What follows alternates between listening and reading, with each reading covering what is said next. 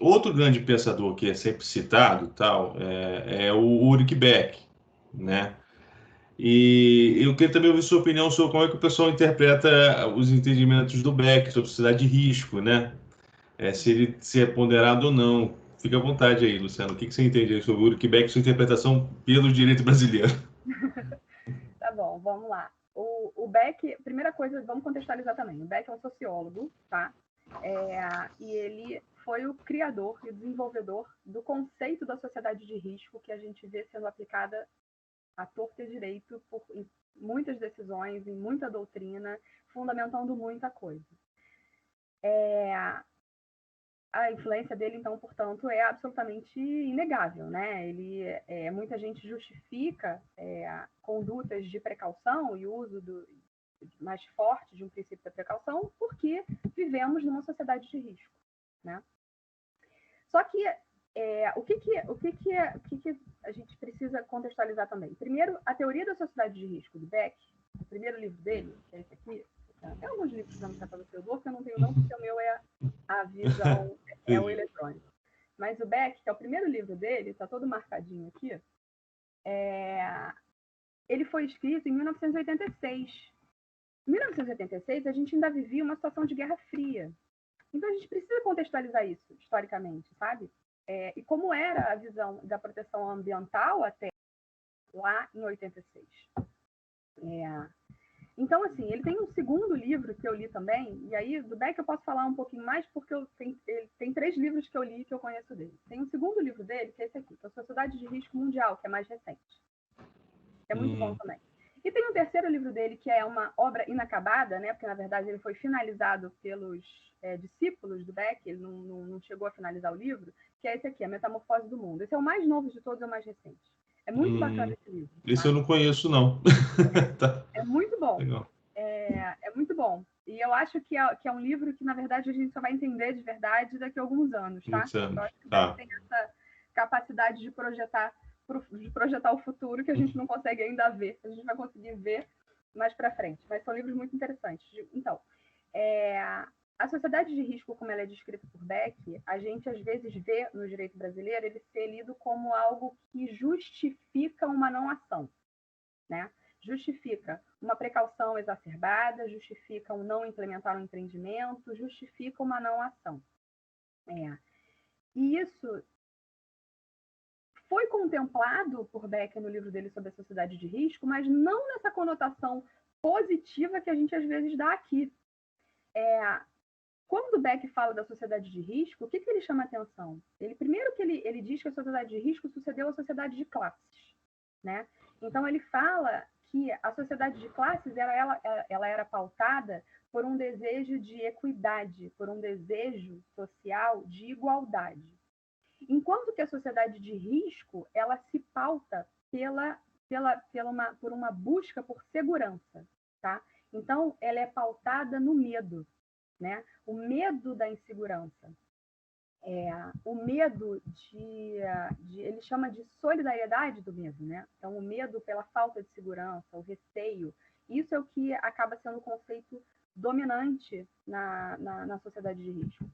E ele diz isso como algo bastante perigoso, tá? Ele trata disso como algo que é bastante perigoso. E por quê? E onde que está o perigo de uma sociedade que se move pelo medo? É que essa sociedade que se move pelo medo, ela tende a achar que a solução para os problemas de segurança dela estão em maior controle social, em um Estado mais forte e mais medidas de restrição. E aí o que Beck aponta, e de novo, vamos pensar que ele escreveu lá na Guerra Fria, né? O que Beck aponta? Que essa vivência no medo acaba fazendo com que as pessoas possam clamar por um totalitarismo do bem, que não existe. Né? Perigoso isso, hein? Perigosíssimo. Né? O totalitarismo do bem não existe. E a gente sabe. E ele faz depende do lado que você está, né? Se você é o opressor do bem. Se você é o oprimido do mal. Tá? Exato. Eu acho que o totalitarismo, né, do bem não é bom nem para quem está do lado certo. do lado certo que eu digo, do lado de quem está dominando. Que diz que é do bem. Então, assim, ele fala que essa solidariedade do medo é uma força política importante que move mercados, inclusive, move economias e move políticas.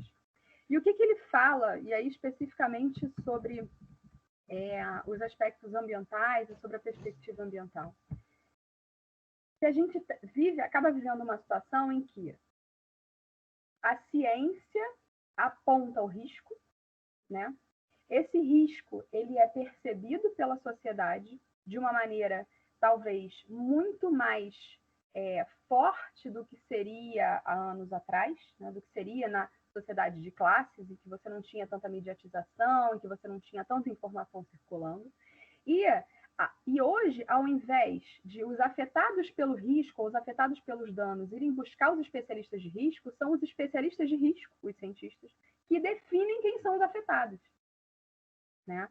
E isso tem uma conotação política importante, porque o que ele fala? Que, na verdade, o se pautar e o agir sob o medo, ele pode ser ruim para algumas pessoas e ele afeta negativamente mercados, economia, mas ele afeta positivamente, ele gera mercados, ele gera força política por outro lado.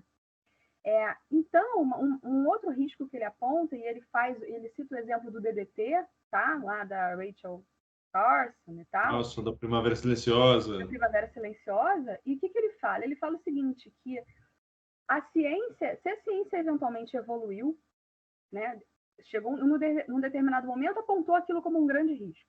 Mas a ciência evoluiu porque é natural da ciência evoluir, é natural da ciência fazer esse títese e antítese, é natural da ciência eventualmente descobrir que o que ela entendia antes não era verdade, né? E a ciência precisa buscar a verdade sempre, né? Que uma eventual descoberta de que os limites de tolerância daquele pesticida ele era mais flexível do que inicialmente difundido, como aquela divulgação se tornou um fato político e econômico, a divulgação dessa nova informação ela pode gerar uma catástrofe política e econômica, e, portanto, ela deve ser evitada. Então, olha o risco aí também. Se você acaba atribuindo um aspecto político e econômico sobre um determinado fato que deveria ser puramente científico. Mas por quê? Porque as pessoas operam, quando as pessoas descobrem um determinado risco e têm uma percepção do risco, que às vezes é até maior do que o risco em si, aquele risco existe. E a política se pauta e a economia se pauta com base naquele risco. Então você deixa de buscar a verdade, né?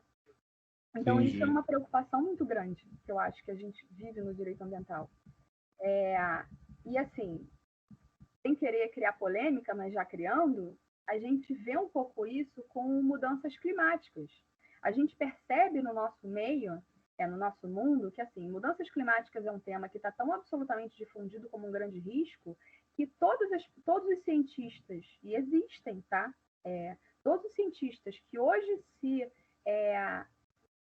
apresentam estudos ou se levantam de alguma maneira contra os efeitos, o potencial, ou a magnitude dos efeitos que o homem é capaz de fazer sobre o meio ambiente, sobre o clima, eles são execrados da comunidade científica, né? São entendidos como, o povo chama dos, fazendo um paralelo com a política, são os terraplanistas, né?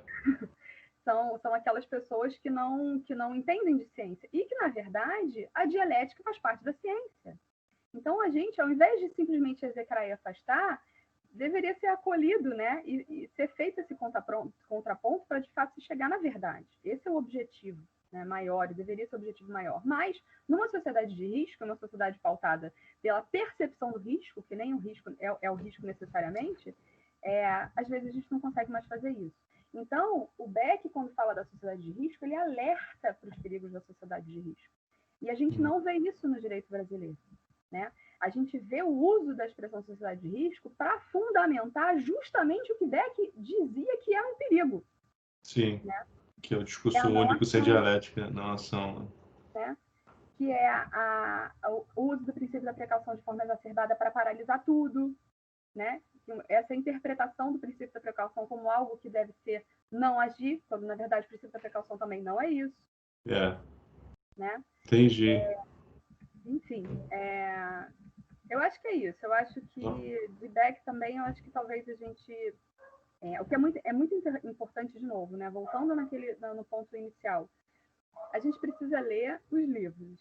E cada leitor vai ter uma percepção diferente do que está escrito ali, tá? Uhum. Pelas suas próprias sociedades de risco. E sociedade de risco já é suficiente, tá? Ele vai trazer toda essa conotação. Mas leiam também os seguintes, porque ele tem pontos importantes, por exemplo, quando ele fala do terrorismo, né? Quando ele fala do terrorismo, o que Beck fala sobre o terrorismo? Ele diz que o ato terrorista em si, ele é local, ele é pontual, ele não teria o condão de causar o impacto que a sociedade percebe desse risco terrorista, se fosse considerado isoladamente. Mas a mediatização desse risco, o fato de você divulgar isso para todo mundo, jogar na internet, etc., faz com que a sociedade perceba aquilo como um risco global, um risco mundial, quando, na verdade, não necessariamente é. Né? Então, assim, ele fala muito desse ponto, ele fala do momento em que, também, de alguma maneira relacionado ao terrorismo, ele fala em que a sociedade acaba, pelo medo, abrindo mão de valores fundamentais e de direitos fundamentais, como igualdade, liberdade, privacidade.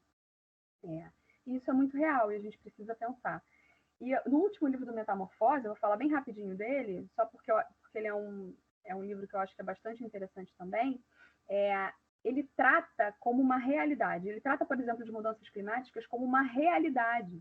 Ele trata de mudanças climáticas como algo que impõe uma metamorfose do mundo. E quando ele usa a palavra metamorfose, ele não dá conotação nem positiva nem negativa sobre isso.